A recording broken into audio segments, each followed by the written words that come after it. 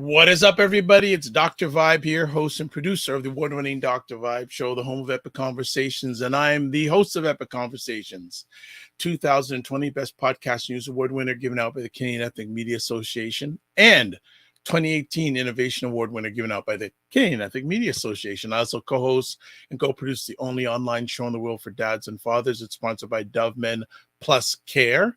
And being part of that collaboration, reached out directly and indirectly to over 100,000 fathers and dads around the world in 2022 and 2021. As always, I like to say you're blessed, highly favored, a magnet for miracles, and a solution for someone's problem.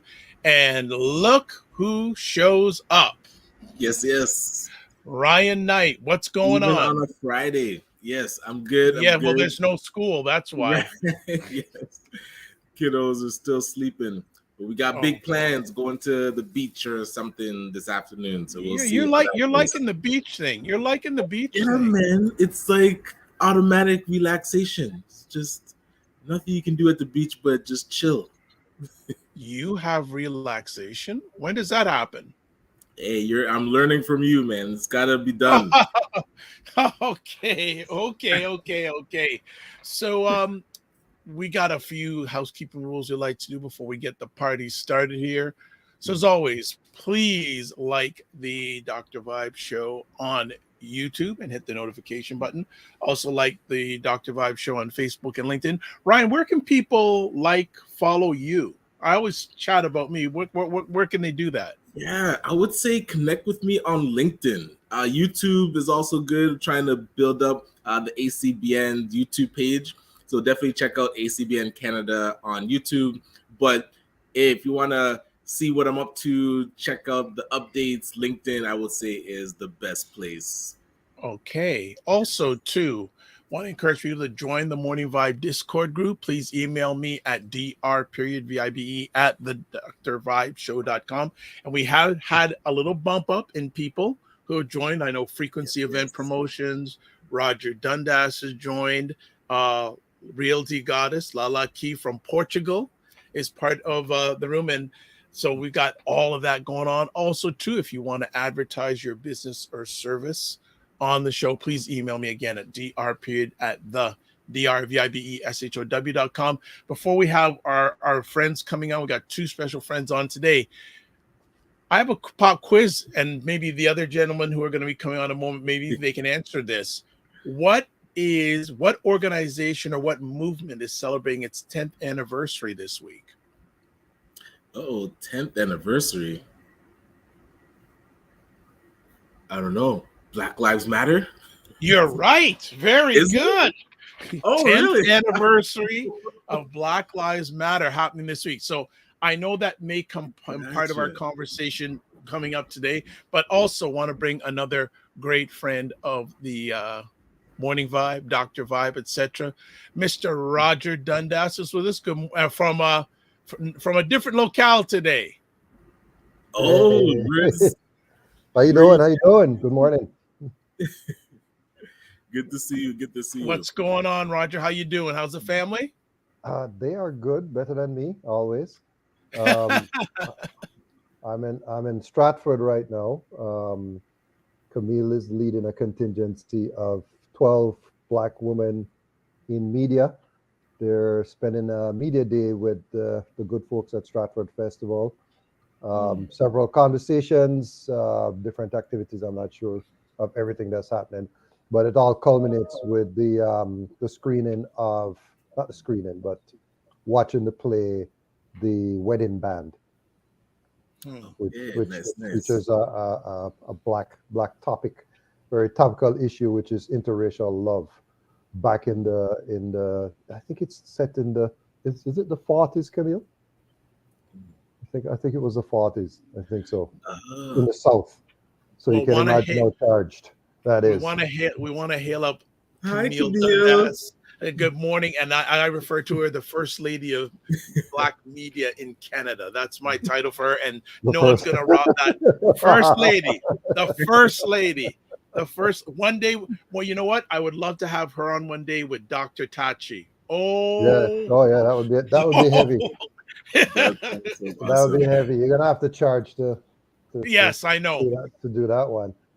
Absolutely, Dr. Tati absolutely. was amazing, by the way. She was really, Yeah, really good. The information that she gave that day was just was fabulous. Just the insights, right? Even yeah. the insights into social media and where the trends are going and all of that. That was amazing. Yeah, the conversations are always epic, but the last two or three, with Wayne Harris last week with Ryan, and Yeah. then the doctor and doc, and people are still calling me about that conversation last week. They've You had a know, lot more. They had a lot more questions about the ecosystem. I know it's going to come up on this. Roger, go ahead. You know what? I even extended that conversation with Camille about the whole Essence Festival and the issue around the nudity and women's bodies and everything. And it's kind of she realigned me into the right thought process. Let's just put it that way. Okay, and she has ways of doing that. And I'm interested because I don't know if you're seeing what's happening with, is it Kiki Palmer Palmer. Yes. that went out dressed in I would say a scandalous dress and winding up on Usher, and now her man didn't take lightly to that. This thing is just, I think, bubbling. The guys now, they're saying he's insecure. They roasted him. By the way, Ryan, I was speaking to a fan of the Morning Vibe yesterday, and she was defending you. She did not feel that you were treated fairly by one of our viewers on Monday, saying they basically said, "Don't you do that to my Ryan? Don't you treat my Ryan like this?" Ouch. Yeah, So I you've got appreciate that. Well, somebody said that, coming back to the whole thing about Kiki Palmer and Usher. There's fet culture. And one of my friends said it to me, a female friend. She said, the fet culture is something that in Toronto we're talking about, where you go to a fet and you down, you wind up on a guy. It doesn't mean anything. Right. It's not sexual or anything. It's just dancing. It's almost like, think about like salsa. There's nothing intimate, So it depends on you're right. If you're secure or insecure.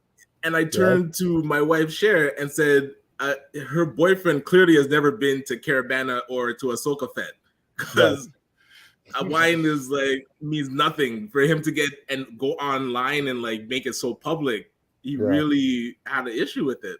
It depends. I mean, if Kiki Palmer had said to him, "Oh my God, my biggest crush is Usher," then that's a whole different conversation, right? That's a whole different conversation. But that dress, though, I don't know, man. Her whole bum was out.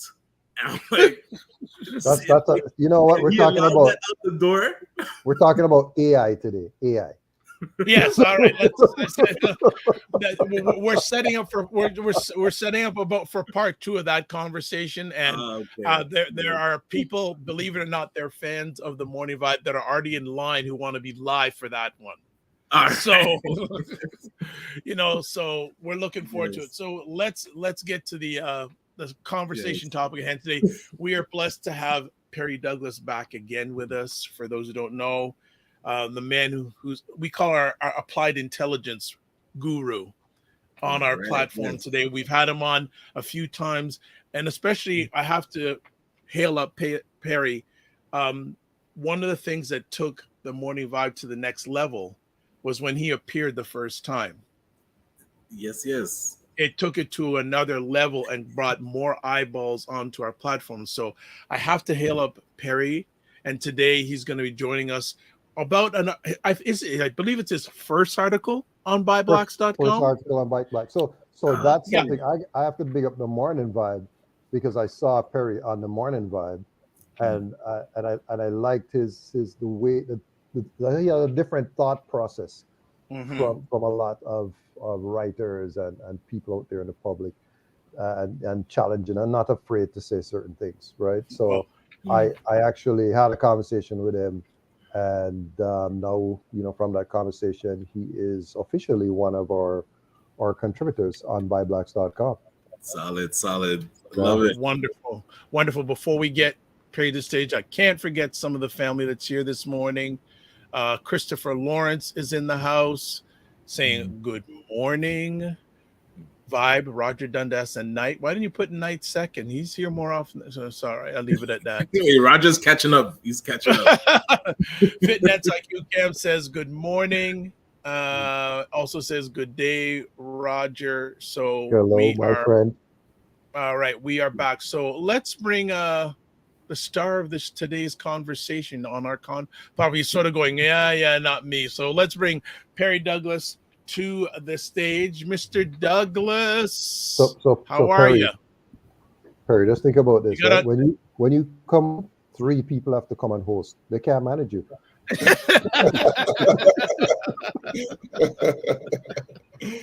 Well, thank you very much for the kind introduction. Oh, and by the way, let me just say hello to Camille. I sent her my first article and she edited it. And I'm very fussy about my art, like kind of like Dave Chappelle. Don't touch my art, Don't touch my art. But no, Camille was wonderful, man. I was like, I wrote back to her, perfect. I didn't have a single, the editor who edited my book, he's great. I mean, he's, Princeton graduate, law degree, and I use him from a technical perspective to make sure that everything I'm saying is substantiated. But Camille's job on my work was excellent. I thought it flowed well. I thought it was like, hey, that's how to say it, right? Yeah. Then she changed the title. I was like, damn, that's because I was struggling for a title. And then she changed the title. I was like, boom, So Yes. pick up Camille. Thank you very much. I look forward to working with you again and again and again. Awesome. Awesome, sir. Wonderful. That's Wonderful. So the article we're talking about is titled by Ms. Dundas, 5 Ways to Thrive in the New Economy. So Perry, why did you write this article? Boy, I write. I get up at 3 o'clock in the morning. Oh my gosh, I have an idea and something buzzing in my head, and I just write. One of the reason why I wrote this article is from a bigger narrative I'm trying to get out there. The economy is changing, the world is changing. We see a lot of things happening in AI, and people are nervous and scared in regards, will AI replace me? Would it drop my income? A whole bunch of things. And the most vulnerable sector in the economy for AI, in terms of the impact of AI, are Black people. And one of the reasons why we have to,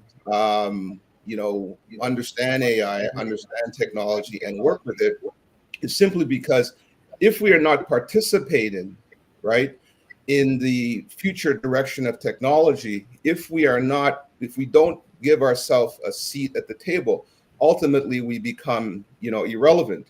So, I started thinking, and, I looked at sort of, a few ways. I narrowed it down to 5. I looked at a few ways in order to keep ourselves relevant and not be afraid and have anxiety about AI, how to align yourself with the new economy, how to align yourself with technology, and how to thrive in the 21st century. Because I guarantee you, the technology, without a doubt, is the greatest creator of wealth and progress.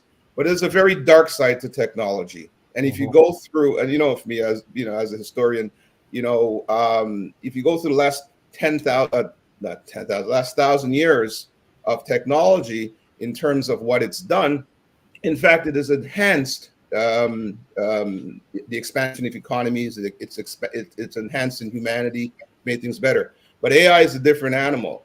AI has the possibility to make our lives worse, whether we like it or not. It has the possibility to eliminate People talk about losing their jobs and be eliminated. Well, the problem in the past, technology has been something that creates more value and creates more employment and more industry. But there's a real threat here with AI. I mean, at the end of it, what are you going to do? What are you going to do with all these people out of work? So we have to now, as Black people, don't sit there as victims. Prepare ourselves, because AI is not going away. Prepare ourselves and see how we can align ourselves and extract the value from AI we need for our own personal gain. So that's a long explanation, but like my wife said, I'm the master of long explanations. So there's so many different ways I thought of approaching this. We could go through each one of the points, or we could have a general conversation. Ryan, Roger, how do you want to approach it? You know what was interesting to me is when I read the article, and I was reading the article for what is a moment for me, right? Beyond the 5 things, it was actually a paragraph that he had right before what said that when a user asks a generative AI system, example ChatGPT, Midjourney, for an image of an architect, for example, you almost certainly get a white man. Right, so that's what the internet ecosystem is showing you, right? If you ask for an image of a social worker, the systems are likely to produce a woman of color. So what is that telling you? So that's what the internet has as the norm. Yes. What Perry's saying is that we need to inject ourselves in there to change the norm to what the change norm. the narrative. Change the narrative. And there's an experiment that I did with asking ChatGPT to describe itself, because I said, hey, take on the persona of an assistant. And it described, the description I put into Midjourney, and the Midjourney image that came up was a white woman, brunette hair. And I was like, wow, does ChatGPT think that it's a white person?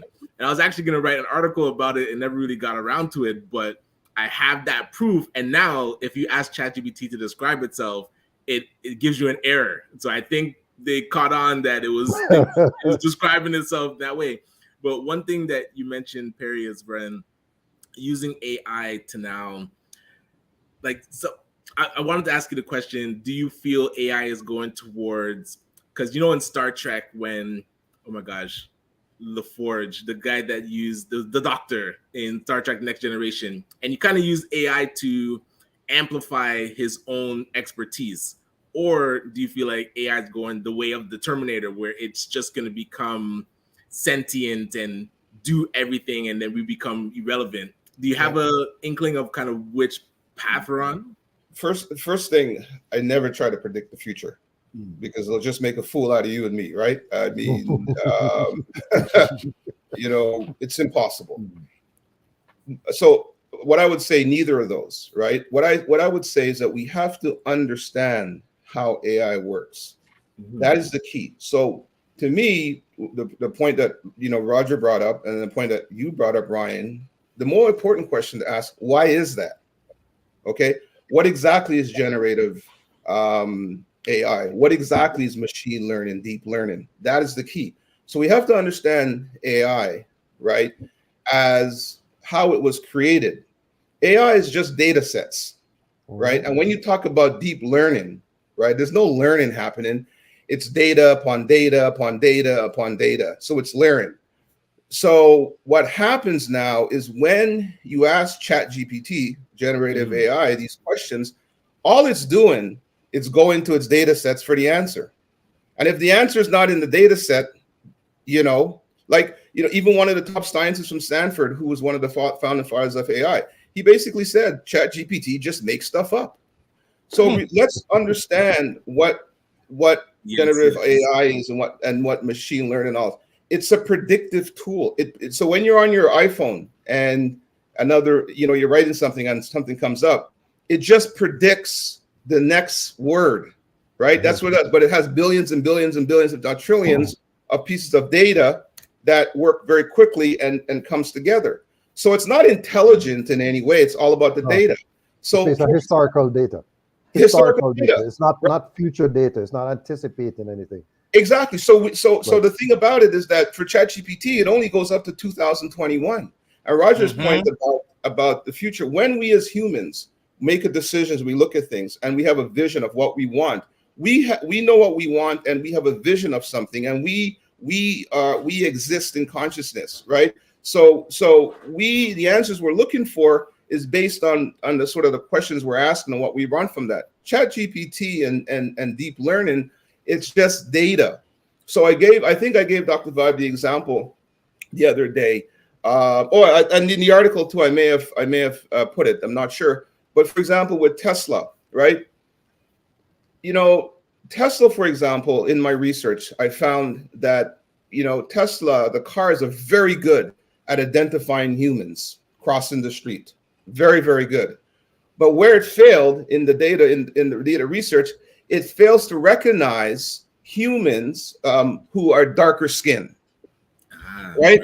It fails to recognize the humans who are darker skinned. So what that tells you is, or if you're looking for a CEO, as Roger said, right, you'll find a white CEO, and the most popular CEO, that these things will give you as an example is Elon Musk. Why? Because Elon Musk dominates the data, dominates the media. So where does all that data pull from? It's pulled from the universe, right? So now ChatGPT is loaded with this, and if Black people are not represented, then the big danger, okay, is in the future we become irrelevant. Because if we follow on the path of letting AI do everything and we are not in the data, okay, we become irrelevant. I'm reading a book called Power and what the hell is that book again? Power and Progress, the last 1,000 years of the struggle between technology and humanity.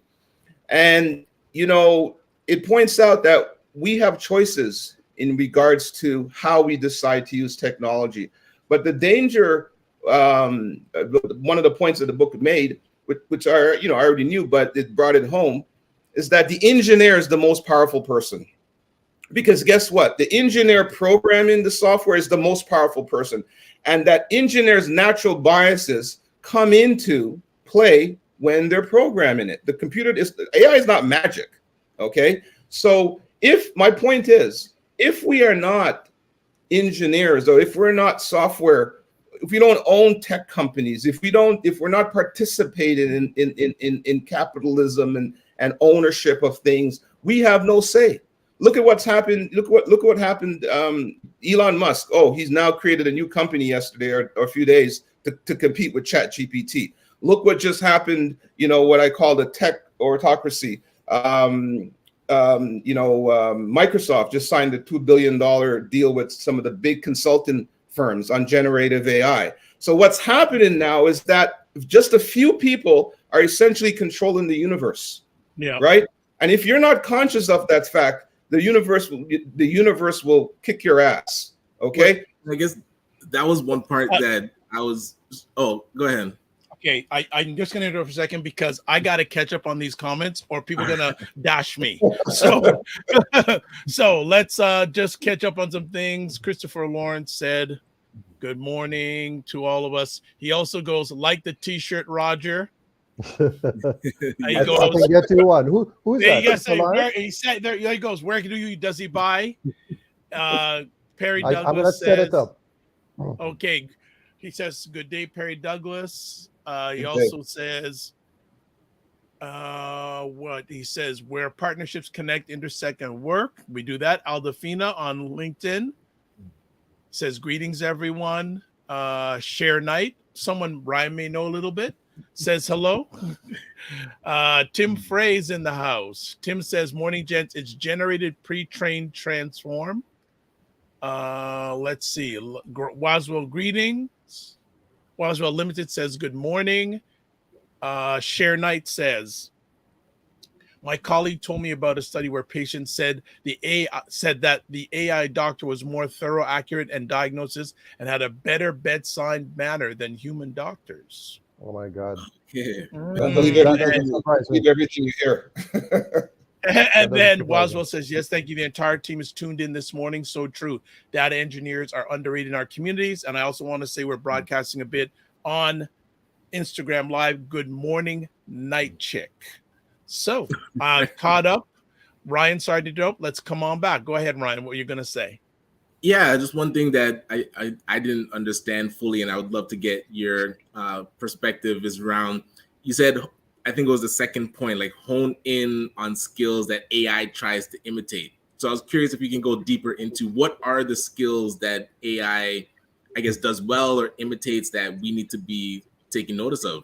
Your humanity, right? AI doesn't have empathy. AI can't show trust. AI can't sort of be accommodative. Your humanity is important. At the end of the day, fundamentally, business still comes down to relationships, right? So for example, I'm starting a relationship with By Blacks, and my relationship in terms of how I jived at Roger and the work that Camille has done. There's a human relationship. There's a trust there, right? AI can't do that.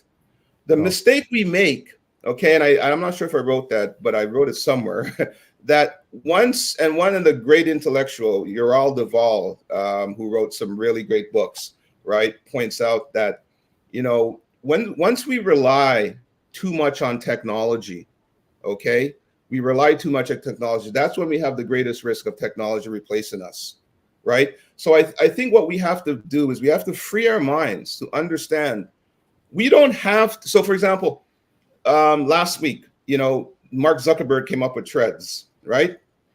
This new thing all credit to him, the terrible job Elon Musk has done in terms of, the takeover at Twitter. As a good businessman, Mark Zuckerberg went in there for the kill. But for me, I'm a guy who looks beyond the headlines. So once I looked at what Threads does, at the end of the day, it's Instagram for text. It's Instagram is a visual, and Yes. Threads now is for text. That's all it is. Yep. What is the big deal? But in one day, 30 million downloads. You're at 100 million downloads. Yeah. So what you got? I'll be quick. So what you have to think about is who's controlling your brain, Zuckerberg or yourself? And the problem we don't do is we don't critically think. We don't understand and ask ourselves, is this of any value to me? If this is any use to me? Just because Bill Gates and Mark Zuckerberg and Elon Musk says it, do we have to do it? Technology everybody has access to the same technology. It's your choice on what you use technology for or what you don't use it for. Okay, this is your choice. And one of the big things you have to understand is that, technology is a tool. Okay, it's a tool to enhance human value. But what we don't pay attention to is the addictive cognitive algorithms that control our lives. I look at it at Facebook all the time. I'm just going to give you a quick example. So I put a lot of my things on Facebook, my sayings. I try to put some knowledge stuff on that. I may get 1 or 2 likes, right? I put a picture of myself and my daughter in the weight room. I put a picture of myself and my son. I get 1 million likes, right? That's great. That's great. People identify that. But you have been trained on Facebook, okay, to like that. And you have been trained to, if somebody puts something that's thoughtful, maybe a little bit controversial, you have been trained not to like it because you don't want to look like on Facebook that you're standing out. The likes that you trained these are addictive algorithms. The addictive algorithms is a real thing. The algorithms are written to have you addicted to do the same thing over and over and over again, which is a revenue model and advertising, blah, blah, blah, right? So you got to be conscious and you got to critically think before you act is what I'm trying to get people to understand. Okay. So good stuff. Absolutely. So one of the things Roger. and I was thinking about this article. I'm thinking about things that are happening right now in the news cycle. So you're aware that the writers and the actors are striking in American things. So one of the issues that again Camille brought to my attention was the fact that one of the reasons why the actors are striking is because the producer the studios came up with this proposal, right? So I'm going to read from it, right? So the groundbreaking AI proposal that they gave us yesterday, they proposed that our background performers should be able to be scanned, get paid for 1 day's pay, and then their company should own that scan, their image, their likeness, and to be able to use it for the rest of eternity in any project they want with no consent and no compensation. So obviously the background actors and ACTRA and AFTRA, they're representing over 160,000 people. They said, hell no, right? So it's interesting too that Netflix also had a show called Joan Is Awful. I don't know if you guys have seen that episode of Black Mirror, where the AI, they created a show which was based on your real life. Yeah. So just imagine it's following Dr. Vibe and it's following him on the show, and then he comes off the show and then he interacts with his wife, and all of that has been captured and put into a series. Yeah. Oh yeah. Using likeness from actors that they've already captured. Absolutely. So just want to take a quick break here. Saying myself, Ryan Knight, Roger Dundas are speaking with Perry Douglas about his article on buyblacks.com, 5 ways to thrive in the new economy. We're broadcasting a little bit on Instagram, probably for another few moments, and then you go over to YouTube to catch the full conversation or the replay. So Perry, Roger brings up a really good live example right here, but I even thought myself when I got up this morning thinking about this, would people be able to handle AI doing what I'm doing right now, hosting a conversation? But who wants that? This is, I think the point is, who wants that? I hear you. I hear you, but I can see that happening. We are led in technology, and a few people and a few corporations, dictate our lives. For me, that's not who I am. No one's to dictate my life. Roger made I want to just go back to Roger's point. He made a very critical point. One of the things before I want to preface this, all the answers that we need now, okay, about how to guide our lives in the future can be found in history, right? And if you go back, it is not true, okay, it is false that technology is the single source of human progress and humanity, okay? It is not true. What Roger points out, what the Actors Guild, Background Actors Guild is doing now by protesting or whatnot, these are the things that have been done before in history, in the Industrial Revolution, the unions, back in agricultural science. When people combine and say, no, we don't want technology to lead us this way, that's what creates human progress and human change. It is the ability of the human to say, here's how we decide to use technology. Because I don't want to talk to no machine, right? Mm-hmm. I want to have an authentic. I want to have an authentic conversation. Like, the question is, where would be the value in having AI do this? Because AI can't keep up, first of all, because it's based on data. It can't think. You see how Roger came up with an idea. Ryan came up with something. AI can't do that. And there's no natural affinity. There's no nothing there. So my point is, we have to be very careful of everything technology does or AI come up with, right? These corporations come up with, that we flock to, because the corporations are doing it. Microsoft is doing this, right?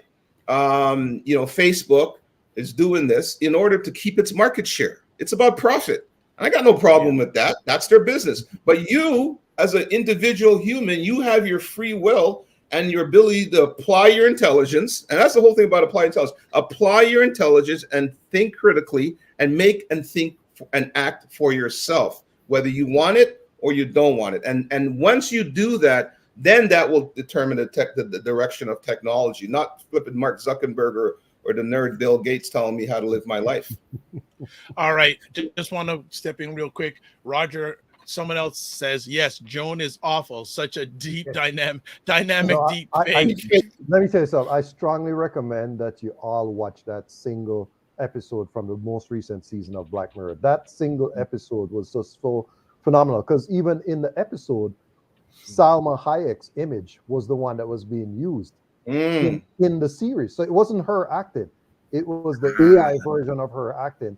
And she objected to her image being used in that way in the episode.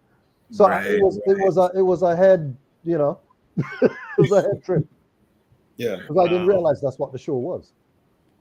But isn't that where when AI gets good enough? Because a lot of times you're talking about it can't empathize or it can't like do what Dr. Vibe does. But the majority of people aren't looking for that like perfection.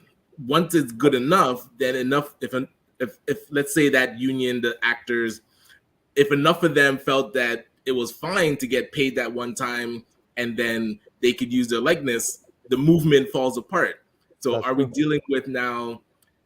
If AI gets to the point that it can mimic empathy, so it's not like it doesn't have empathy, but it can mimic it. Because I think that's what ChatGPT is able to do, where it's gotten good enough at predicting words that it sounds like what it's written is from. So let me just stop you there. Yeah, So please. none of that is true. No, that's true. And that is the problem. We listen to narratives that are not true.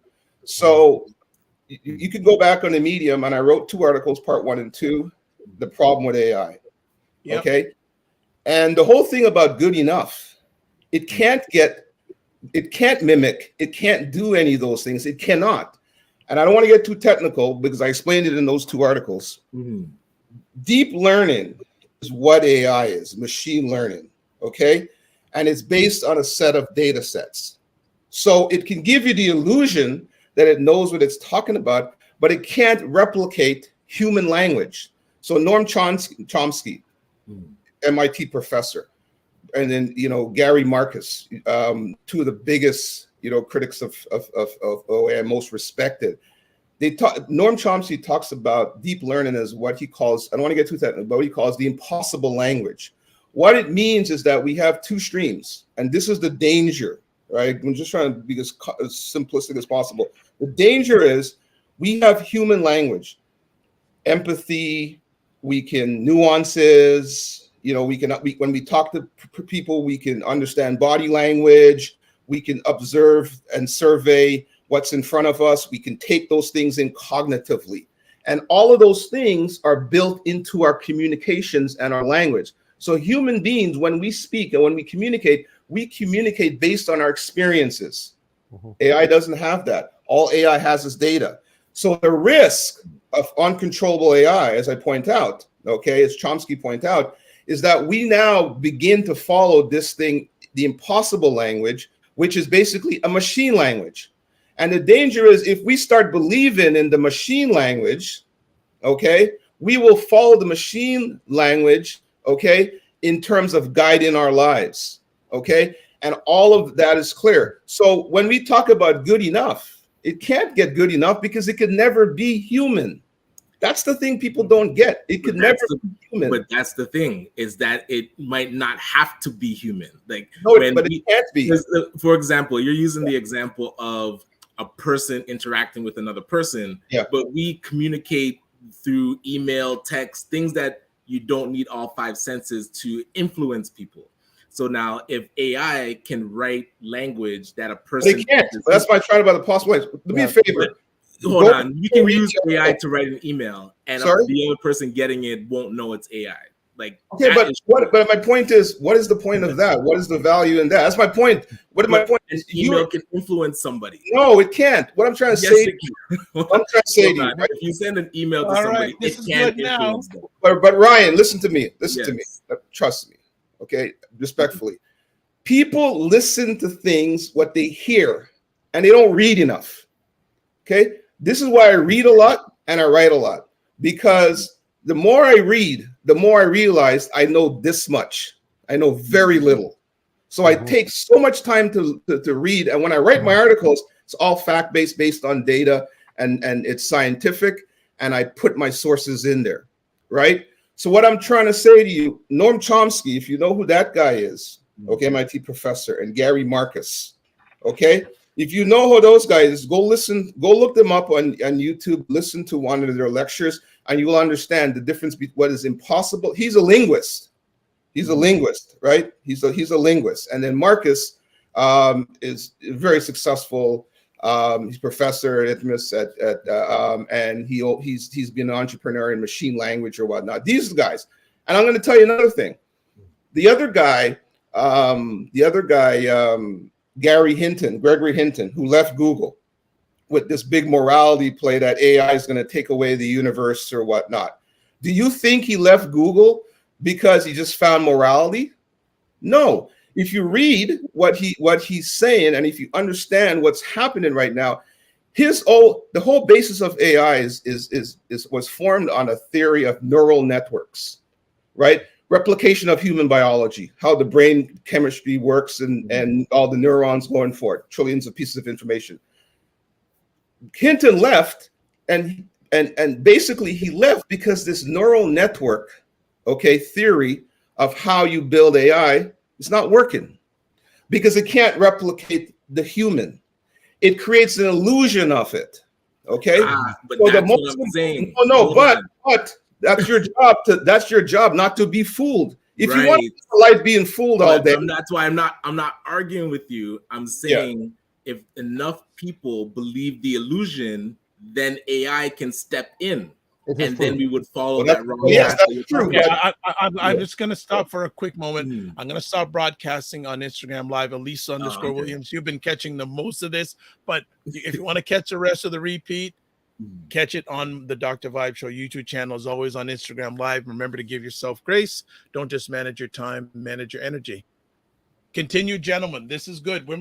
I don't know if we're even going to get. We don't even get to. No, so I agree with Ryan. If enough people, but do it. But that's my point. That's exactly my point. We don't think, so we become suckers, right, to technology and AI. So that's my point. If enough people do it, then that technology becomes adopted and it becomes true. My whole point is not to become suckers of the illusion. Absolutely, right. Free. We have been given the most important gift in the universe: the ability to think and reason for ourselves. Right? Yes. That is the most important we've been given as humans. Why give that away? I'm glad to hear you're so optimistic, because AI is a plagiarizer. When I read your articles and your Medium posts, I notice that you do believe in our ability to think, and I don't think that you think that we will fall into this trap. So I'm hoping that path comes true. But I do know a lot of people that are sucked into the algorithm. It's easy to influence. And we've seen the influence of like Facebook and Instagram algorithms and how it can influence like elections and the way that we group think. So I have that fear that AI will get, and I keep using that term, good enough, that it can fool too many people and we'd be on that wrong track. All right, let me jump in again. Just catch up on some quick comments. Opal Inspire says, all good, enjoying the conversation. So important. Good morning to Fiona Gobin, who finally is getting some rest after the ecosystem conference. Hey, Fiona. And what as well says, the data storing networks that pattern and imitate DNA strains are a trending topic. It's getting controversial in here. You know, once in a while we do our thing. Go ahead, Roger. Yeah, I think what Perry's trying to say, and forgive me, because I'm looking at the article as well too, is that AI is an imitator. It's a plagiarizing tool. So even in that episode, I kind of go back to this Netflix thing. It totally imitated the entire life sequence. Correct. They didn't change it. Everything that happened in her life, it just replicated and put it back there.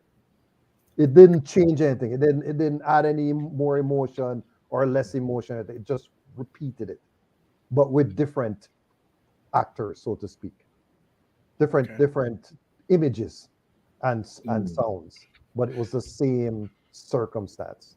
So you're taking different data sets, you're imitating different data sets to combine it to reproduce something, but it's not a new thought.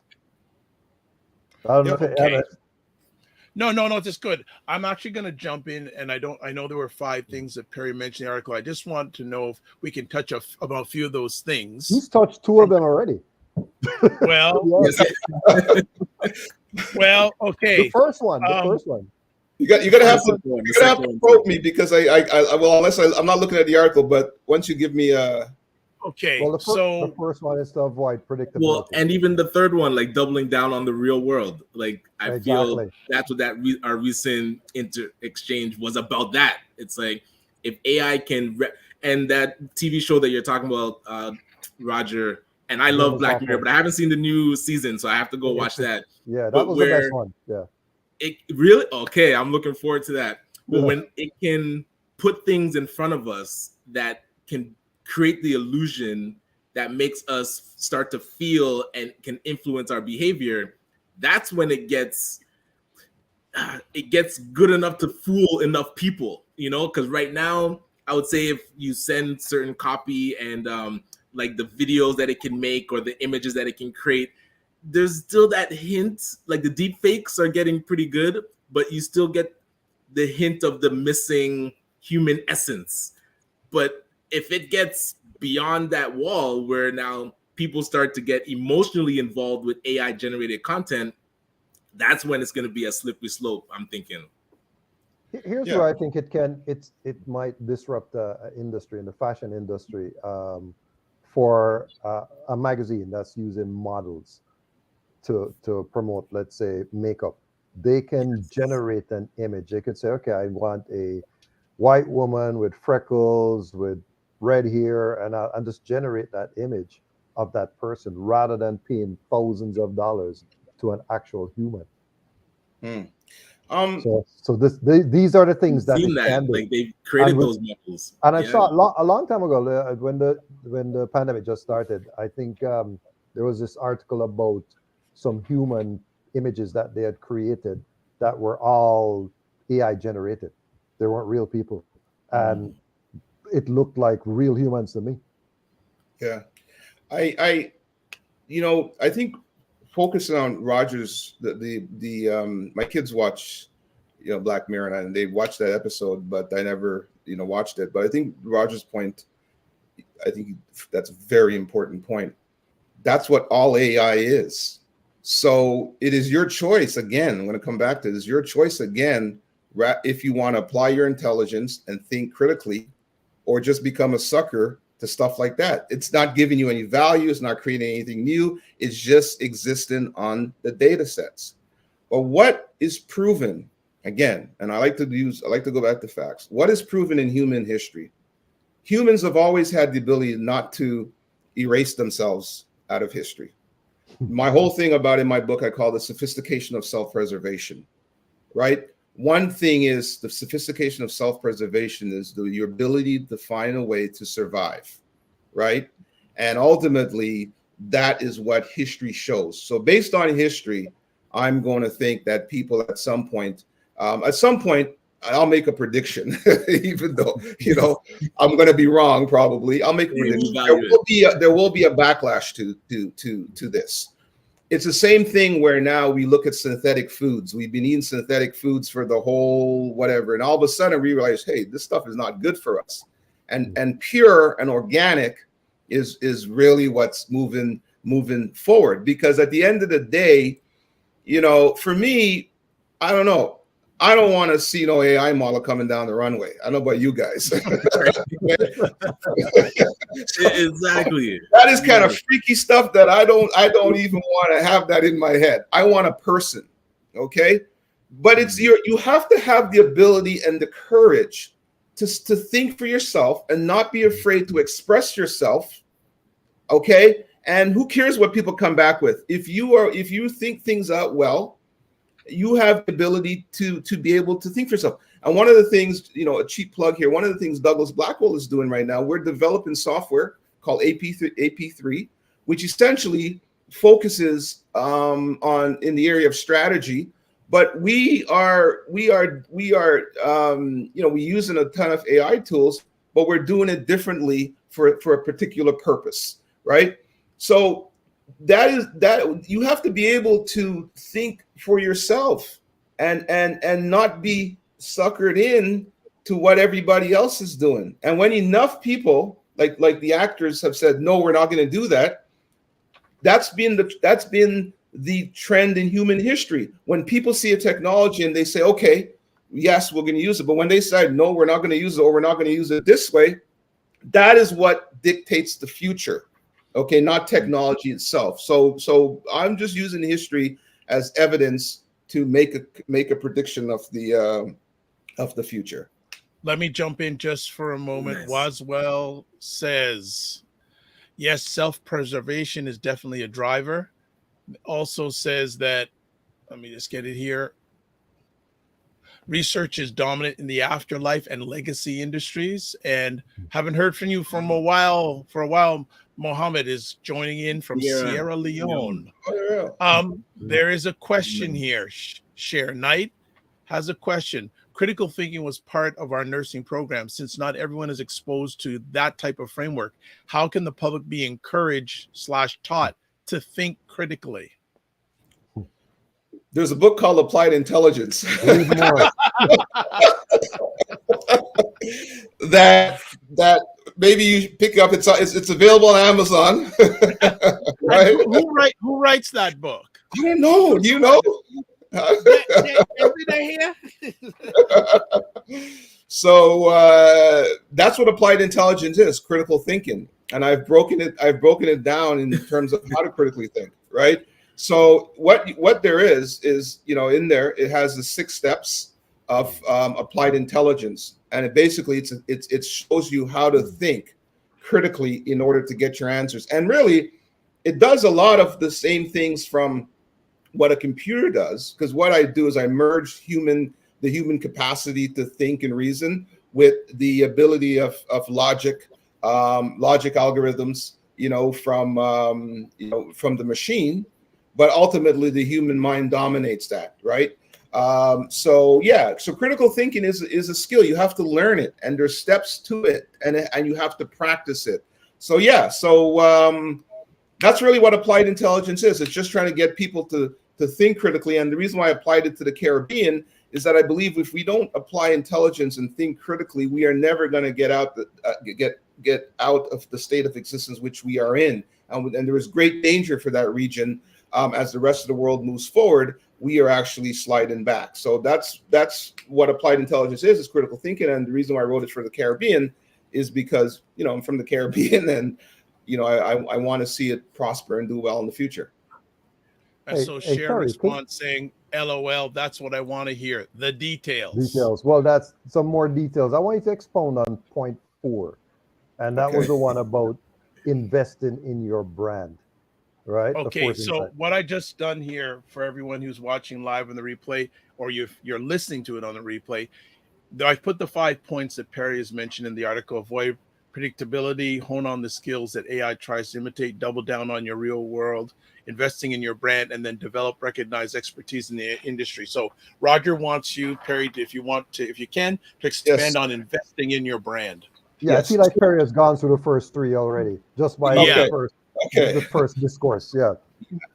So in a universe where technology is dominated and AI dominated, how do you present value, whether it's to your employer, whether as an entrepreneur or whatnot? But let's just take it to an employer or whatnot. You have to invest in your brand, your learning, your knowledge, who you are, what makes you special, what special skills you have. All those things. And if you invest in your brand, now what you can do is you can bring your brand to the table, okay, to add value to the enterprise, right? So you can essentially do that, by essentially investing in yourself, invest in your brand, and bring your brand to the table. And then whatever tools or technology tools AI has or whatnot, you can bring those things together, and that's how you essentially improve your value. I don't know if you have a freeze here or something here. Got it. Well, Okay. No, I like good. that. It's like amplifying what you're already, your capacity. Absolutely. I fully agree with that. And I don't know if we want to get into it now or it's a separate conversation, because Perry emailed yesterday and saying we need to talk about melanated people investing in each other. So I don't know. I think that's a separate conversation, because that's a whole other thing. And I know Roger may be on the time clock because I saw him looking at his. No, I Okay. was just seeing how much time we have left to go into that conversation. Well,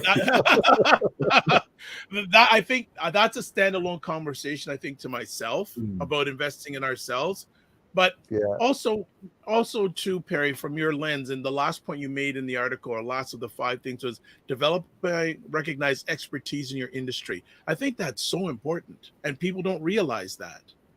Yeah, I mean, you have value and you have to develop your value and the expertise. And again, really what we have to look at is AI as an efficiency tool, right? Use it as a tool. It can't replace you unless you let it. So really think about it, right? Your expertise, your knowledge, your experience, everything you bring to the table, what AI, don't try to fight with the machine or compete with the machine, because you can't, right? So what you got to do is you have to use your expertise, because at the end of the day, still business comes down to communication and relationships. People are going to have to do that. So apply that, and then use the machine from a knowledge perspective, efficiency perspective, to really get things done. But at the end of the day, you add value. And if you can show your value to your employer, your entrepreneurship ventures, to the universe, then the universe will value you, and then you will prosper on that. But don't be afraid of AI, or don't make the mistake thinking you got to do whatever, you got to compete with the machine, because you cannot compete with it. I'm just trying to get people to like just kind of calm down, bring the anxiety down, and we can and let's just go from there. There's one popular AI that I guess most people don't realize it is an AI, the chat box. Right? Yes. So a lot of websites have chat boxes. And I'm going to ask all 4 of us. I know my answer, right? But how many of you have used, this is the 4 panelists here, how many of you have used a chat box and gotten your resolution? Not me. On any website? No. Any website? Only when I'm looking for a phone number. I'm just saying, okay. All right. So I can call somebody. Yeah, but you could just go on the website and get that information. But some websites are difficult to navigate. So I'm like, where's the phone number? I'm talking about going on a site. Let's say you go to Rogers and you try to work out something with your bill, and you start, okay, I have never been able to resolve a problem using a chat box. I always have to revert to going to the human. Yeah, I almost to the point when they give me all the even when a phone call, go to this, go to that. No, I want to talk with somebody. I want to talk with somebody. Yeah, so that'd be a good question. Is there anybody else? Anybody else on YouTube Live or Facebook Live that has that issue? If there's anybody who could say, hey, I went on this site and it worked for me and it resolved my problem. I'd like to. I'd love to know, because I find that's one of the most frustrating things. Absolutely. I 100% agree with myself. I don't do it. I say, who can I speak with? Because it makes the assumption we're all at a certain technical level or a knowledge level. The reason why I'm calling you is because I can't figure it out. 100%.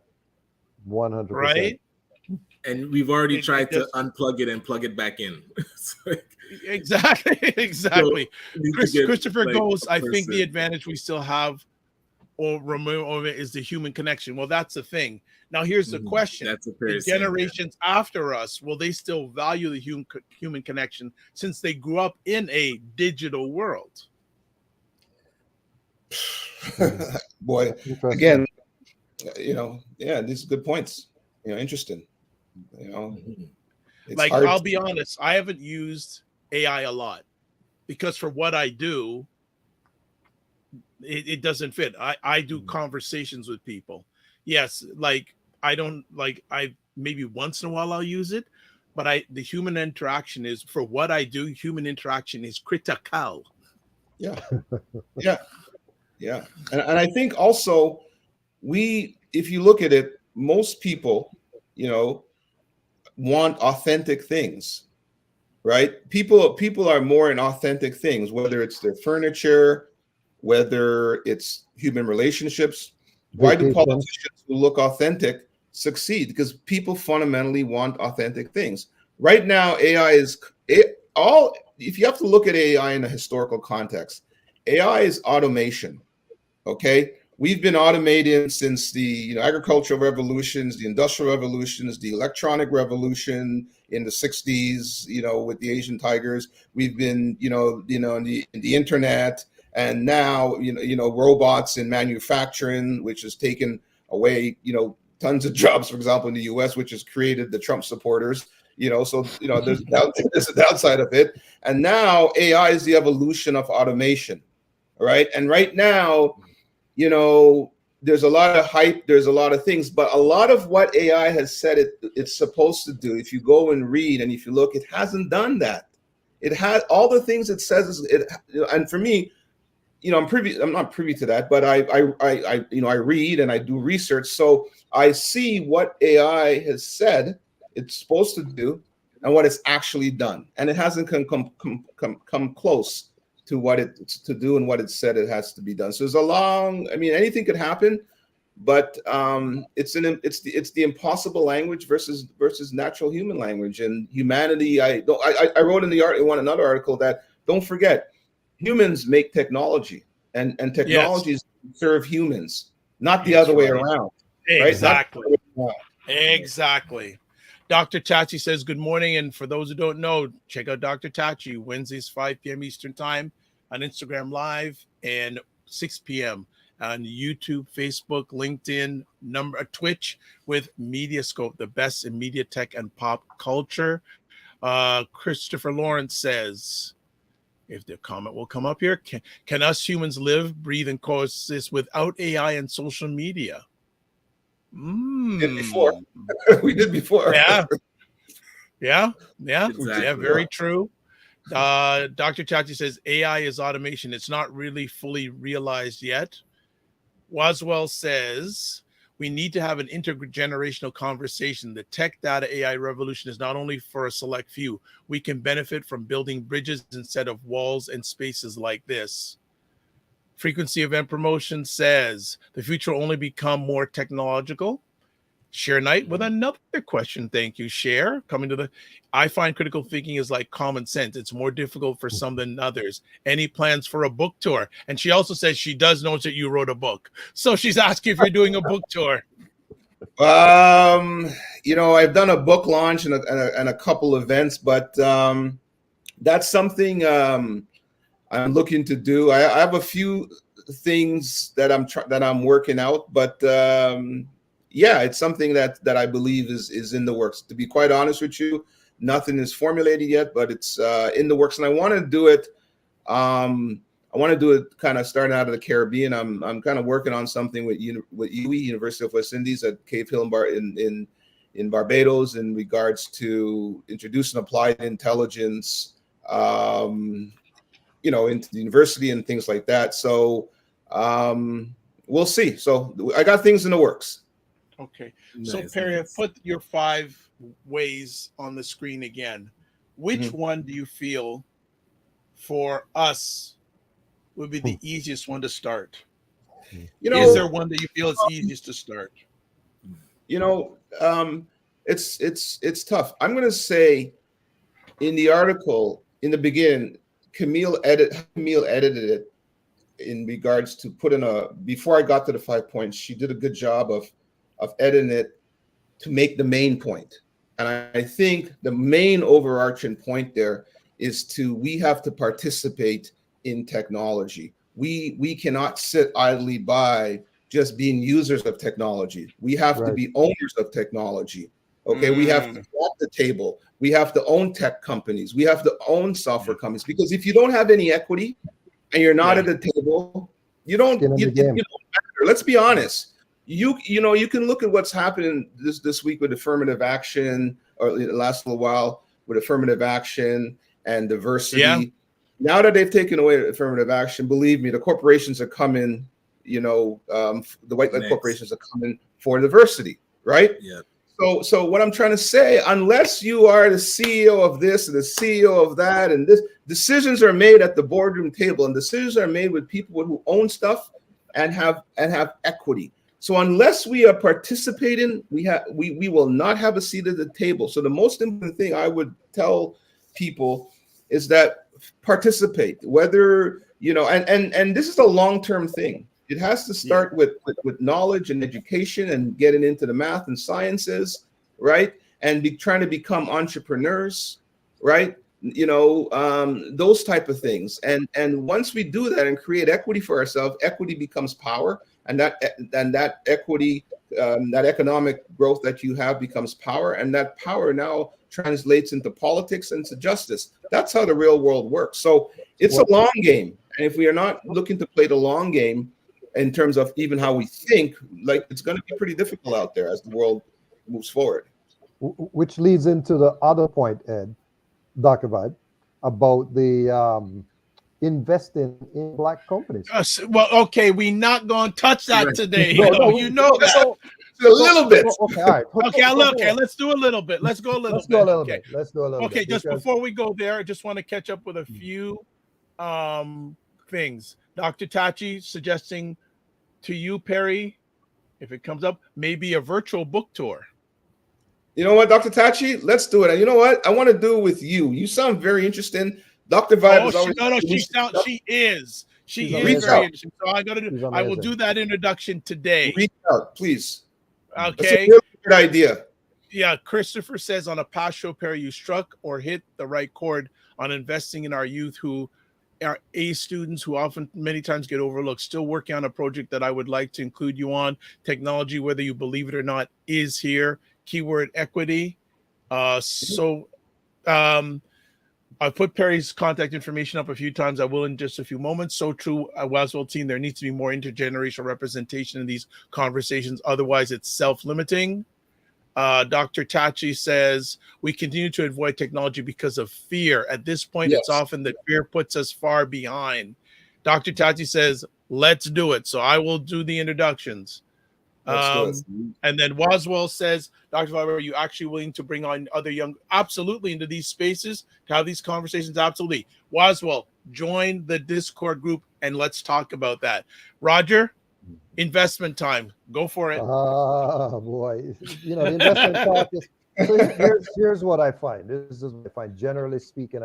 I've had this conversation with almost every level of Black person. So meaning business owners, big business owners, politicians, Black politicians, professionals, non-professionals, artists, etc. And I ask them the question, how much of your disposable income? Because you can't get away with, you have to get a mortgage. Yeah. You have to live somewhere. All right. So maybe the bank is not Black owned in Canada, at least. Right. You have to, commute or own a car or whatever. So maybe you could get it from a Black auto dealership. That is true, right?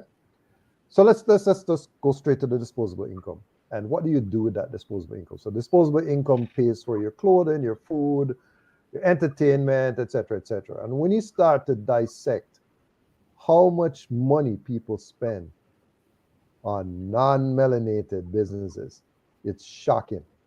And these are the same people. There's a lot of business owners, Black people don't support me. I can tell you for a fact, I feel as if Buy Blacks is supported by Black businesses across Canada.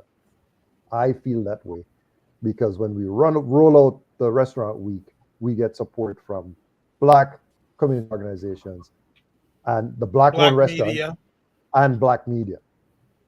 So I'm not the type of person to say those type of things, but I've seen that the individuals, they are not circulating the money in the Black community. They're not doing it. It's a fact.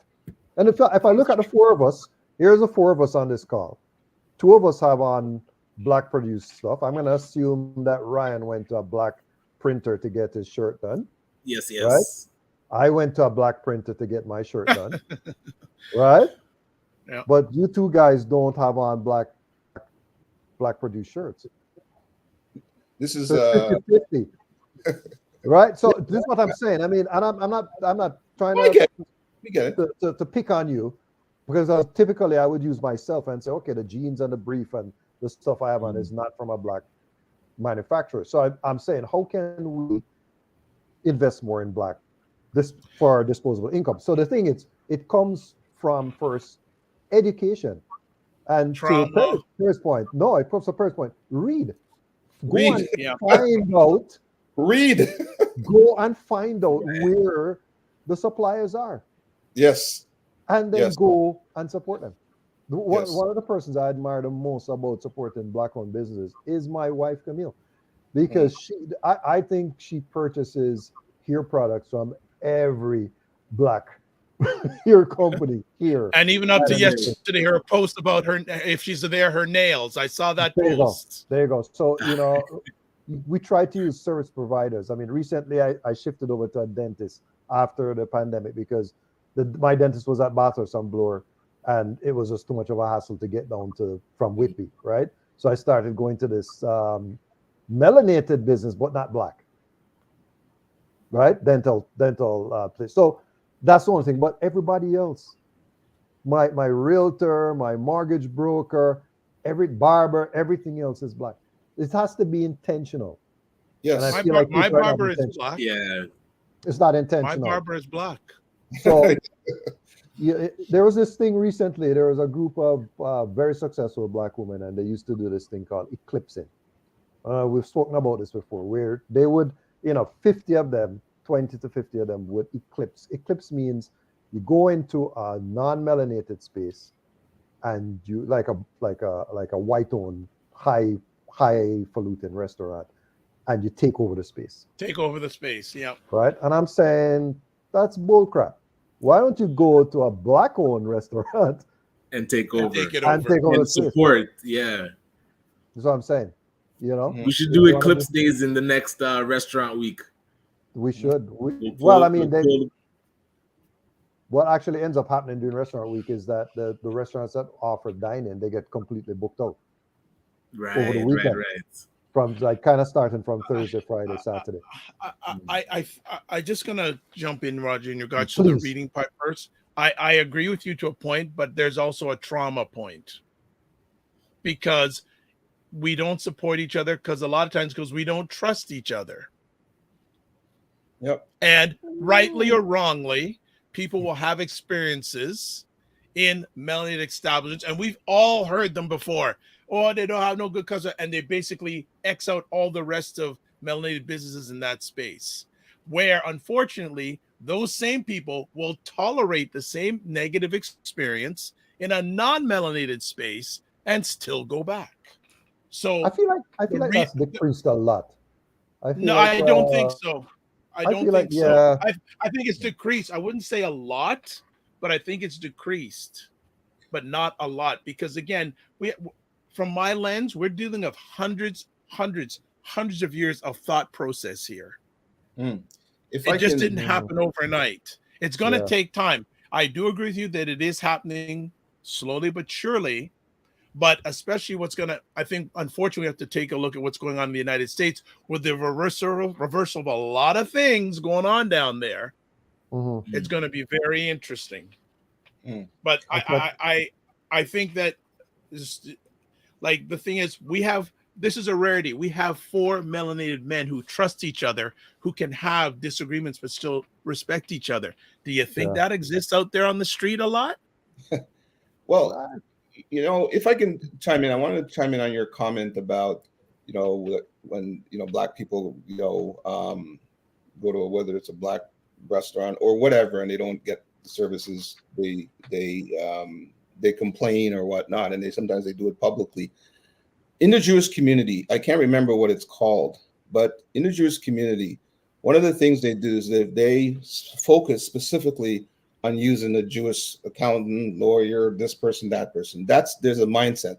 Is that the Fargian? I don't know what it's called, but what happens is that if they go and have an experience where something is not up to par, instead of coming back and being negative or whatnot, they would try to tell the person, hey, here's the issue, here's the experience that I had, here's the negative thing, here's what I suggest, or try to point them in direction to essentially fix that. So what I'm getting at is that has to be a mindset. We have to understand that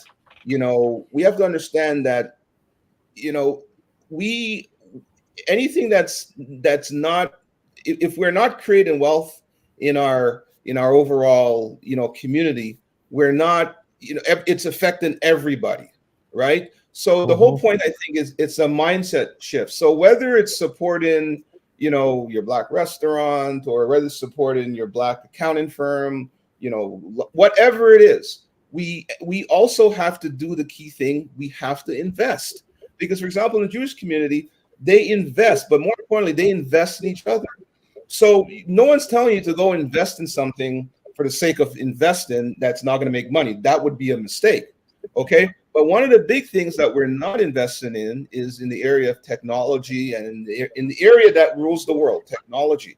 So I think we have to understand that what Roger said, some of your disposable income, you have to take it and put it into venture capital. You have to take it and invest it, because that's the only way you're going to create equity and wealth. If a Jewish person has an idea, he can go to friends and families, and they'll come together and they'll invest in something. But Black people won't do it. And I find what happens, particularly with the so-called Black elite and the salaried individuals, they don't. It's like when they move up, it's like they kick away the ladder, right? And they feel we're going there. We're going there. We're going there. Okay. All right. Let's down. Hey, hold on. Listen to me. I'm like Terry, I'm going to interrupt you just for a second. I was listening to someone last night, and they made me think of you. This is what they said, and this was a melanated man who said this. He said, many Black public figures are really Black puppet figures. Well, yeah, because what they do is you got to go back in history, and you got to understand the psychology. We've been so, somebody told me the other day that Black people are the biggest supporters of white supremacy. And what he meant, we are. Right? Because what we do, we adhere to, rising and getting that pat on the back. Okay, you're in the corporate world. Okay, you're doing this. And what's happening is our objectives and our goals is to be in the white supremacy world and be sort of, we've done everything, now we're successful. Okay. And we've been so brainwashed to that, is that we don't understand that, if we're not investing in our community, like the Jewish folks have done, and this is why they've created, this enormous wealth, because they understand and they play a long game, and they basically say, we're investing in ourselves, we're investing in every businesses, and we're working together. If you need finance, and we're going to bring you to a guy who does finance. It's a system. Okay. But what we're trying, so the more they elevate, the more they come together. For us, the more we start to move up, we now start to move away from our own community, right?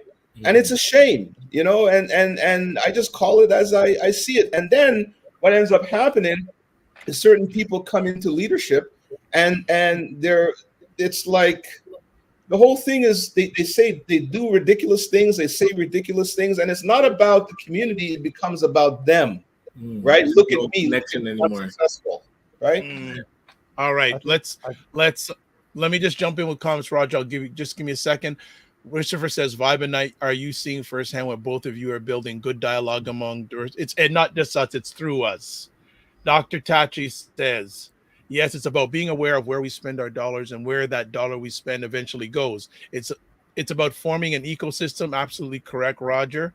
Thank you, Dr. Chachi says, we will quickly chomp down chicken sandwiches from places like Chick-fil-A, which has policies that are anti one group. We have to remember there was one ism that there are other isms. Waswell says, invest in our youth and children, meet them halfway, tune into their insights. Go ahead, Roger. I forgot my point. No problem. After Dachi just like did that mic drop. I want to make a point, right, on Roger's, what Roger's business is doing, right? What you have, after George Floyd, we had this rush in, organizations wanting to do this and wanting to do that.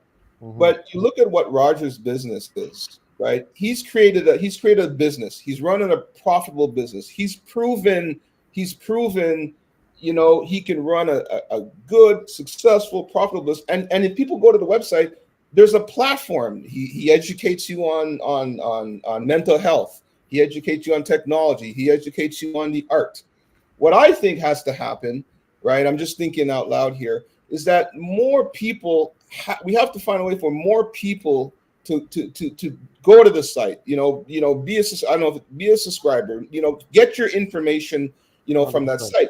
And I think one of the things where I see by blacks, we have all these conferences where the government, we're doing this conference and that conference, the government giving you money of people who've never proven anything, right? We can have, no, but it's true. It's true. Roger has proven stuff, right? So why don't we can have like how Forbes and Fortune magazine and Bloomberg, how they have these conferences, black conferences, and we can have, sections on technology, mental health, whatever it is, right? But because I think Roger's business is so important in our community, and I think we need to have more people knowing about it. Roger, just before you jump in, Perry, Roger, and Camille. Go ahead, Roger. Camille, sorry. I am a Camille Dundas supporter, so I know, and she's gonna watch this on the replay, and she's gonna send Perry, Amazon gift card. Watch out on your next edit, Perry. Watch out on your next edit. But, Perry, thank you for saying that. But one of the things I've tried to do is I try to stay in my lane, and my lane is media, right? So we've used this quote unquote superpower to help. Yes, we're focused on food. So our focus is food, clothing, and shelter. So the first one was food, which is the restaurant week. The next one is hopefully going to be the Black Designer Showcase, and the shelter is promoting and trying to secure affordable housing for Black people. So that's the final chapter, right? For me, as as a business person. But the thing about what you were saying about having the conferences, I think that's the responsibility of the Canadian Black Chamber of Commerce, the Black Business Professional Association, and the African Business Network. No, you hear what I said? Hold on. Let me say it again. I think that is the responsibility of those three organizations to do those things.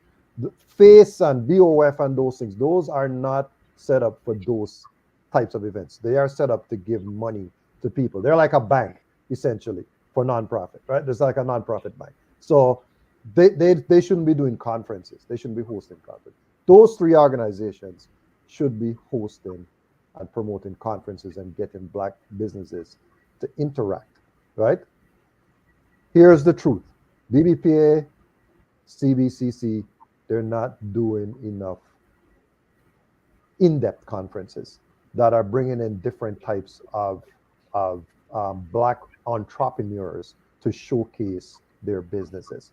I just don't see it. I don't see it. Well, but you don't see it because they're not doing it. And let's be honest, right? They're not. No, they're doing it, but it's not bringing in the different types of Black entrepreneurs. But what are they doing exactly that's not working? That's the question. So here's just my 2 cents on this. And Chamber, if you're watching this on a repeat or whatever, you have these conferences and you don't advertise them in the Black community. Let me just in the Black media. Sorry. So let me just say that.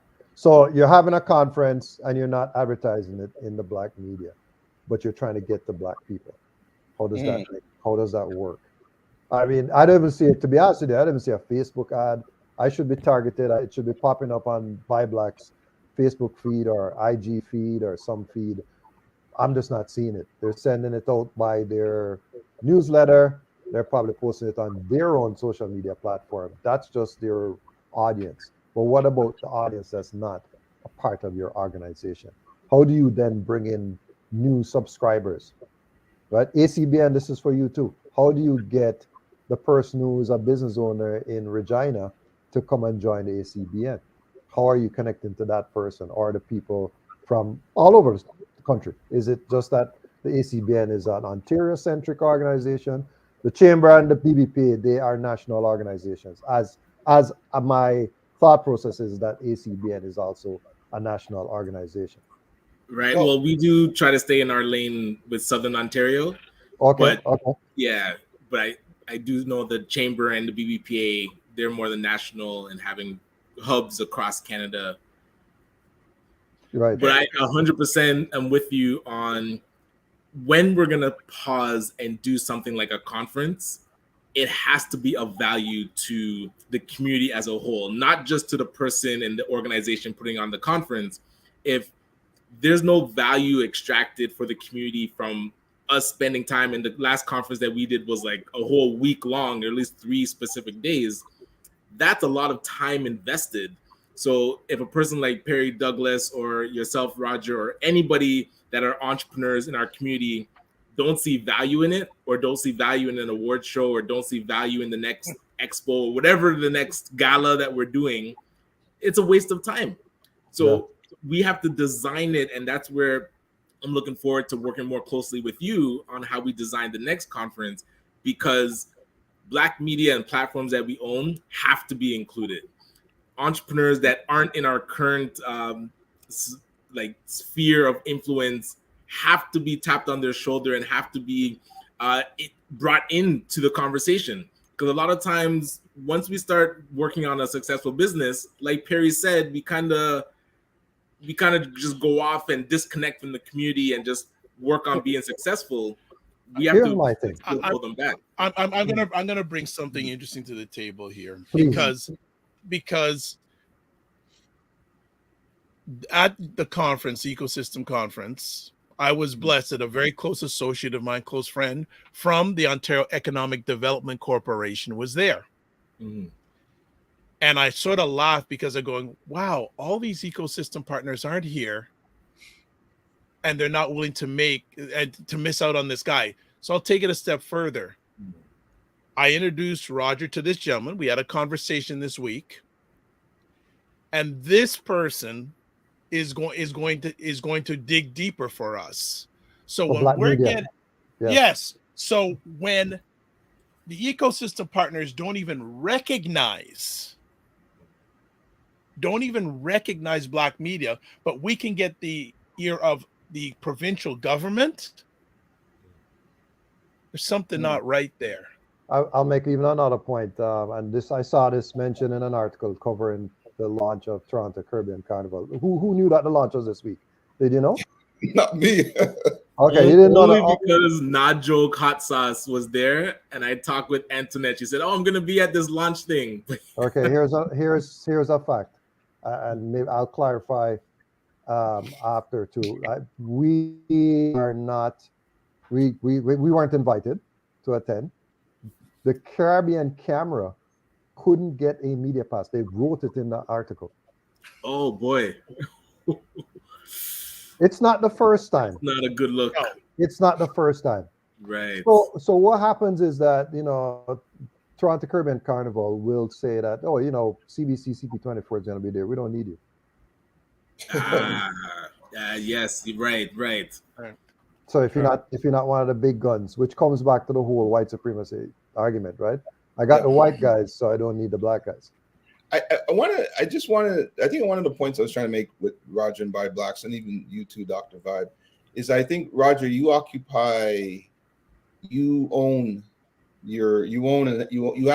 something, right?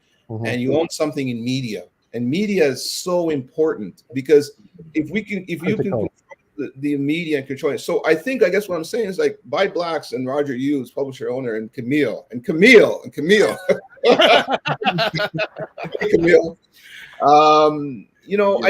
think you got to hold our community responsible. You got to hold our leaders in the community responsible. You got to hold, because you've proven build a successful business. And honestly, what publishers and owners of media do, is, they have a platform.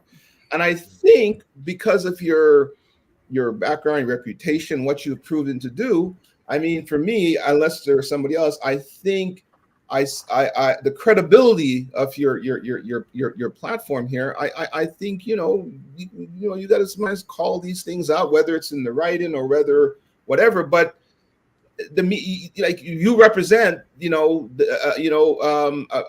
good, solid, place in the Black media universe. And I just think, Dr. Vibe and everything, we need to in one way call things out and hold people responsible. I'm gonna just piggyback. I'm gonna call somebody out right now. And Ryan, you're gonna hear me. How long ago did a certain federal party say they were gonna provide funding for media, for Black media? We were in the room. It was at least a year ago, 2 years? No, maybe a year. Where the Black Caucus had the media panel and said they were gonna put money into Black media. Never rely on government, right? First, government. And second, that is shining through right now. Yeah, government is not going to give you money unless they can control the narrative. So the government gives money to are people who they feel they can control narratives. Given Dr. Vibe or whatnot, Roger, whatnot, money or for the media, if they can't control that, right, they're not going to do it. It's all about. Okay, so let me interrupt this because at facts, the government supports myblacks.com. So the federal government does provide funding. They have something called the Canadian Periodical Fund. They also give money through provincially through Ontario Creates. And they also provide funding through our membership bodies, particularly the National Ethnic Press and Media Council of Canada. Yes. I can't remember getting any funding from CEMA, Canadian Ethnic Media Association. So it's not fair to say that the government doesn't provide funding, because they do for media. And it's available for everybody. So just in case people don't know, they also fund Rogers, Bell Media, Global Chorus. That's the thing. The media, right? The government provides a lot of money and tax breaks for media. Right. So what I think you might be asking about is more specific funding to boost ethnic media, because what's happening is that, I was talking to the gentleman that Dr. Vibe had introduced us to with the Ontario Economic Development, and I'm saying to him, like, you still have people. Let's forget about our Black selves for a second. You still have people that are Greek that don't speak English, or Russian, or from Asia, South Asia, that don't have the great command of English language. So, putting stuff out on CP24, though it's reaching to everybody, they're not even understanding. So they have their own media houses that are reflected in the NEPMCC, right? They have Filipino news, they have Russian news, they have this Polish, blah blah blah. They have all different ethnicities represented, but those media houses are not getting advertising now from like the federal government, right? So when election is coming around, they're not really advertising on these platforms. The Ontario government, the provincial government, they're not advertising on these platforms. That's what I'm talking about, right? Advertising, this media spend. So coming back to your point about George Floyd, when that whole thing went down, and then all the media, so it's like anything else. There's some very large media agencies that control the spend from large Fortune 500 companies, right? So they had made a commitment to shift their percentage of their media buy to, I believe it was, I can find out the right number, but I think they said that they were going to go to 5% of the money that they're getting from big companies like Nike, Reebok, Samsung, LG, you name it, right? To filter that through to boost, Black media platforms. That has not happened. It does not happen. I can tell you that. And even Kevin Johnson from Group M, he mentioned that camp as well, right? There's a flip side to the conversation, right? The flip side is that some ethnic media platforms are not even built out to receive the type of ads that these big corps want to place, because they want to place programmatic ads. You need to have a proper platform to reach that ad. So but at the end of the day, they could still do it the way that platform is offering it, right? If they wanted to, they just say, screw it. But they can advertise on your platform because you're certainly built out for that, right? Absolutely, we are built out for it. We are on Google Ad Manager, which is in my opinion, the Bible the Rolls Royce of all the ad serving platforms. Everybody uses it. It's comfortable for everybody, right? So yes, on the we've just signed up with a U.S. representative, a U.S. agency to place ads in the U.S. because here we have 17% of our viewers are from the U.S. And if you're in the U.S. right now, and Dr. Tachi, you could probably go on the site, you probably see blank spots where the ads should be, right? So what this agency is going to do is fill that inventory. It's an inventory, right? If you're not, if like, so Ryan did an ad for the Windsor conference. He geo-targeted that ad to Ontario because he's not really concerned with getting anybody else, right? So, or maybe you geo-targeted to Canada. If you're in Russia, you're not seeing that ad on the site when you go on the site. Right. If you're in the States, you're not seeing his ad.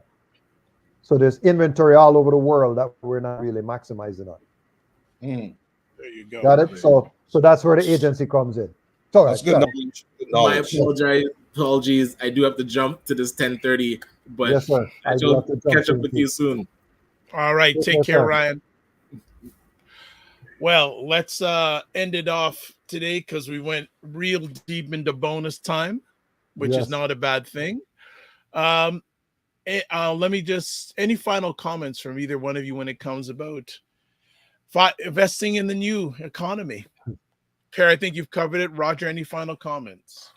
Don't resist it.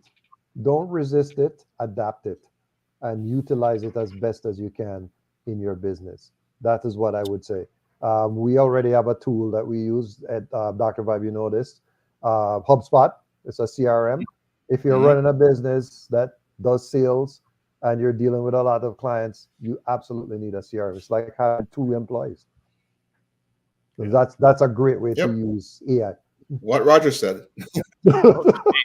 All right. So frequency event promotions. We only mention it's not a reality. Did I hear right? A Buy Blocks conference. Would love to hop in for this one for sure. We just discussed it. Not even Buy Blocks has been in the social. No, Chris, I guess he's already pitching. Yeah, I know. Says, no, Chris. Drop the mic. He says Waswell says you need to walk your talk. Successful communities bridge children, youth, families into these spaces to pass on the legacy mindset. Family is foundational in the community groups you mentioned. Absolutely, Waswell.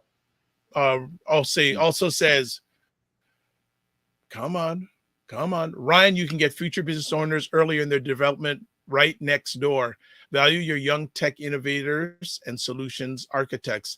Tap into youth insights for full future planning. Waswell says, Roger, the same is reflected in spaces that say, quote, I've got the older generation, I don't need the youth, unquote, or I've got men, I don't need women, and on and on and on. Not diversity, not respecting diversity, man. You have to respect diversity in your business. And we have to respect it in our own space, not just. That's what I'm saying. In our business, that's what I said. Yeah, absolutely. Dr. Tachi says, this is such a great conversation. And then, yes, Roger, that's what I meant about educating the global public. Perry, you have brought about doing a TED Talk to help promote have you thought about doing a TED Talk to help promote your book? It's a great idea. Perry, you should. Like, what? The family is hire Sure. That's what you need to do. You need to hire Sure. Beautiful. That's a great idea. And then Christopher Lawrence says, what is the best way to connect with Black E-Media? And is there room for in-kind contributions? Roger? You know what? We are in the business of paying money. So and Perry, you know this from our discussion. We had a long discourse on, paying for services versus bartering. Well, Perry insisted that he didn't want to pay. So I mean, I can't get paid. Yeah, he gets paid. Okay, well, he gets paid, right? So the thing is, I'm always interested in us earning revenue and us spending that within the community. Yeah. And let me just pick up on what Roger was saying, right? Because when Roger approached me, I'm like, I'm doing this, I'm doing my thing. Remember, you know what? I'll do it for free just because it was simple. But Roger said, no, you got to get, we're going to pay. We're a business. And I think Roger's mindset is what I really want to leave people with, is that we got to be business people. It's not like, oh, giving this brother a deal or a deal. We're all doing business, because if Roger's earning money and I'm earning money, and the money's circulating within our community, the entire community is lifted. So that conversation with Roger was really, really important, because he like we got to be for profit. You know what I mean? You got to eat. You got to eat. Get away from free to fee. Yeah. Get away from fee to fee, and stop undervaluing each other. Exactly. Stop undervaluing. Stop undervaluing yourself. You know, that and once people start realizing that, it's a whole new world. And you know what I did is the money I'm getting paid from my work with Buy Blacks, I'm taking that money, I'm giving it right back to Buy Blacks. I'm going to take out some advertising from my book, right? So I get that money I get right back to Buy Blacks, and that's how we should do it. That's how we need to circulate it, amongst each other. 100%. All right, so we're gonna leave with this. So here's contact information to get a hold of Mr. Douglas. Every time I look, there's a new platform. I see now you're on TikTok. So every time I blink, he's on a new thing. But there's best place probably is Medium, but he's also on LinkedIn, Facebook, Instagram, YouTube, and TikTok.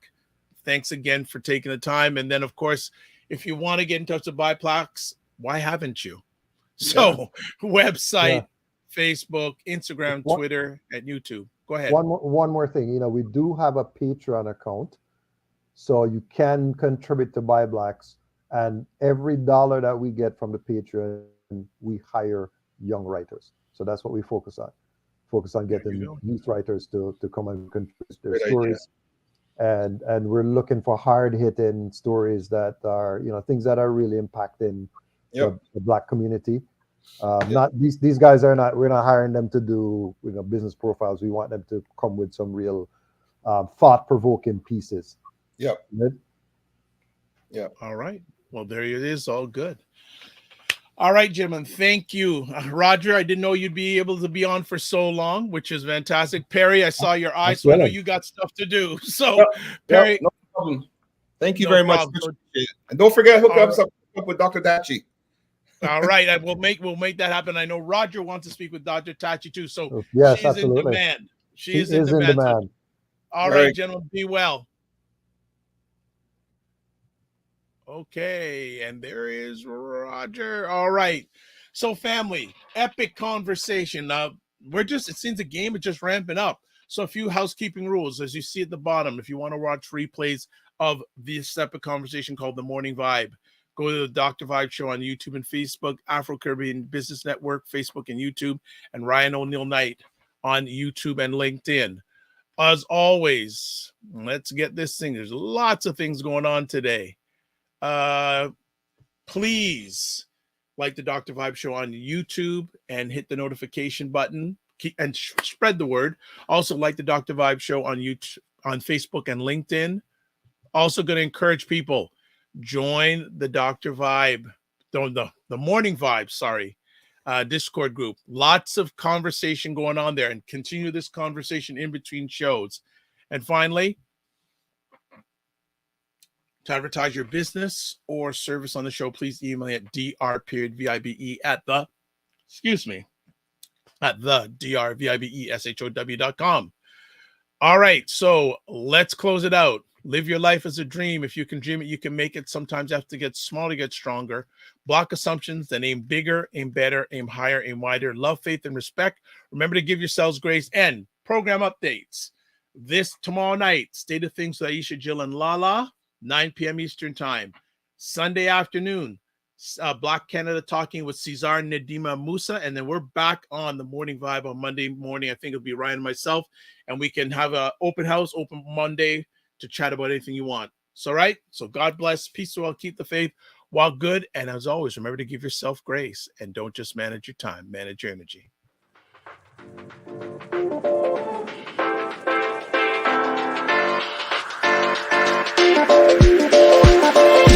Here we go.